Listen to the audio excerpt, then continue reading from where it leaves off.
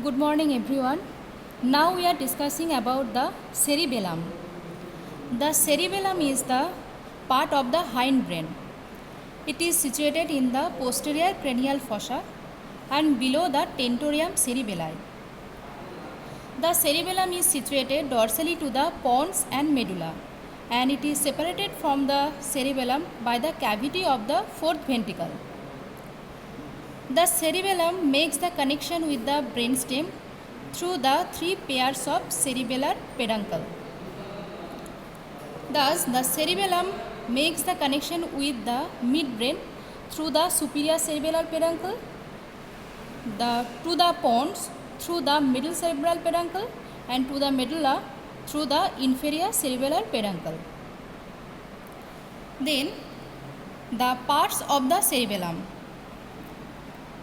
In the cerebellum, there are two large cerebral hemispheres.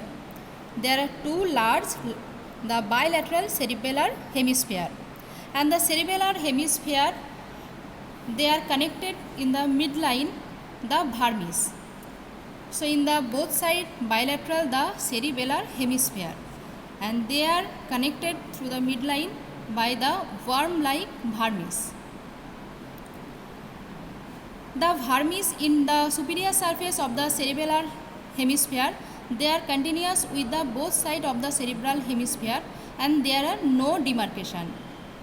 But in the inferior surface, the vermis, they are separated from the cerebellar hemisphere through the both sides the deep furrow, and this furrow is called the vallecula. Then there are some fissure of the cerebellum. This fissure is the primary fissure, and this fissure is the horizontal fissure. This fissure is the posterolateral fissure. The primary fissure separates the cerebellum from the anterior lobe to the posterior lobe. So this is the anterior lobe and this is the posterior lobe. The horizontal fissure divides the cerebellum from the superior surface and the inferior surface.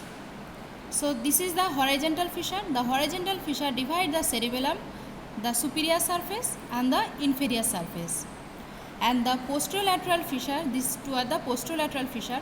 The posterolateral fissure divides the cerebellum from the flocculonodular lobe and the rest part of the cerebellum. Then the part of the vermis. The part of the vermis which is situated in the anterior lobe, these are from anterior to posterior, the lingula, the central lobule, the culmen. Between the primary fissure and the horizontal fissure, the part of the vermis, the declive and the folium vermis. And the part of the vermis between the horizontal fissure and the posterolateral fissure is the tuber vermis, the pyramid and the uvula. So these part are from anterior to posterior. The lingula, this part is the lingula, this is the central lobule, this is the culmen, then the primary fissure, then the part of the vermis is the declive, the folium, then the horizontal fissure, then the part of the vermis is the tuber vermis, then the pyramid and then the uvula. After this, they are present the posterolateral fissure, and then the posterolateral fissure, they are present the part of the vermis is the nodule. So these part are the parts of the vermis of the cerebellum.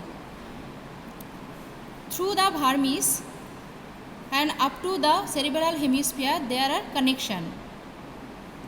In the lingula, there is the exception, because in the lingula there is no both-sided the expansion to the cerebellar hemisphere. But in the central lobule, the both part of the vermis, they are expands to the cerebellar hemisphere, and these two part is called the ala of the cerebellum. Then the culmen is expands to the cerebral hemisphere, and this part is called the quadrangular lobule. Then from the declive, the expand part is called lobula simplex. From the folium, this part is called the superior semilunar lobule.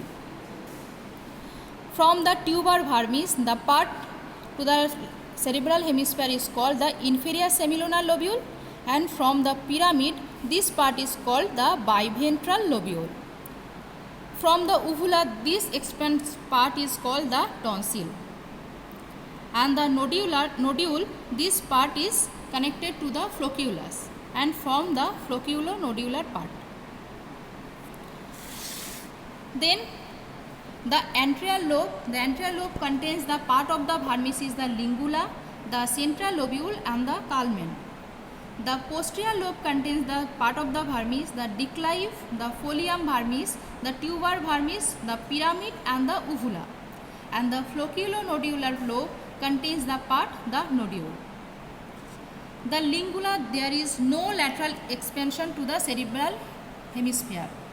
But the central lobule, the expanse part is ala. The culmen, the expanse part is the quadrangular lobule. From the declive, the expanse part is the lobula simplex. From the folium, the expanse part is the superior semilunar lobule. From the tuber vermis, the part is the inferior semilunar lobule. From the pyramid, the part the biventral lobule, and from the uvula, the part the tonsil. From the nodule, the part is the flocculus. Then there are the Roman numerical number for this part of the cerebellum. The lingula is the number of the 1. This is the Roman 1 numerical. So the lingula is the 1. The central lobule and the ala both is 2 and 3. The culmen and the quadrangular lobular 4 and 5. The declive along with the lobula simplex the 6. The folium and the superior semilunar lobule, the inferior semilunar lobule and the tuber vermis, they contain the 7. Then the pyramid and the biventral lobule number 8, the uvula and the tonsil number 9, and the nodule and the flocculus number 10. These are the part of the cerebellum and the vermis.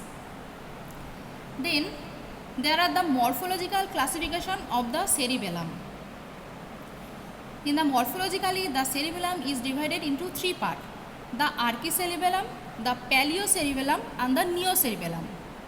The archicerebellum, the paleocerebellum and the neocerebellum. The archicerebellum, they are the oldest, and the archicerebellum are the developed part of the lateral line organ of the aquatic vertebrate. So the archicerebellum are mainly responsible for the maintenance of the balance and equilibrium.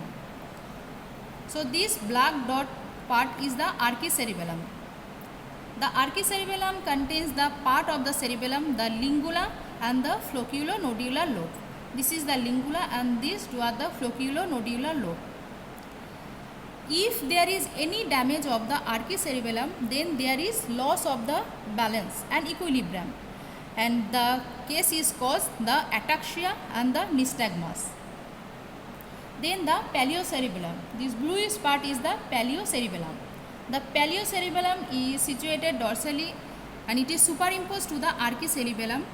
The paleocerebellum contains the part of the anterior lobe except the lingula, and it also contains the pyramid and uvula.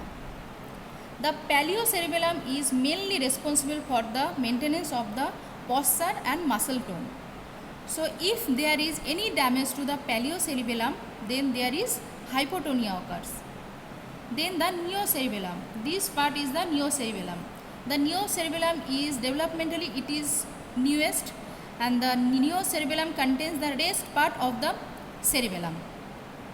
The neocerebellum is mainly it is responsible for the smooth performance of the skilled acts, and it is also contains the maintain the coordination of the movement. So if there is any damage to the neocerebellum, this part is the neocerebellum.